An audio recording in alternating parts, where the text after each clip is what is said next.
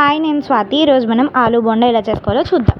ముందుగా ఒక గిన్నె తీసుకొని 2 టేబుల్ స్పూన్ల శనగపిండి, 1 స్పూన్ వరిపిండి, కొద్దిగా ఉప్పు, కొంచెం పసుపు, కొంచెం కారం, కొంచెం జీలకర్ర వేసుకొని కలుపుకొని కొంచెం నీళ్లు వేసుకొని బాగా కలుపుకొని పక్కన పెట్టుకోవాలి.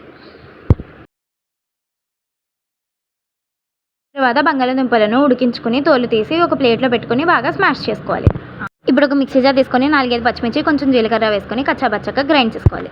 ఇప్పుడు స్టవ్ ఆన్ చేసుకొని ఒక గిన్నెలో ఆయిల్ వేసుకొని పోపు దినుసులు, కరివేపాకు, పచ్చిమిర్చి పేస్ట్, మీడియం సైజ్ ఉల్లిపాయలు వేసుకొని బాగా వేయించుకోవాలి. కొంచెం వేగిన తర్వాత బంగాళదుంప పిడుపును వేసుకొని బాగా కలుపుకోవాలి. బంగాళదుంప పిడుపు వేగిన తర్వాత కొంచెం పసుపు, కొంచెం ఉప్పు, కొంచెం కారం, కొంచెం మసాలా పౌడర్ వేసుకొని బాగా కలుపుకోవాలి.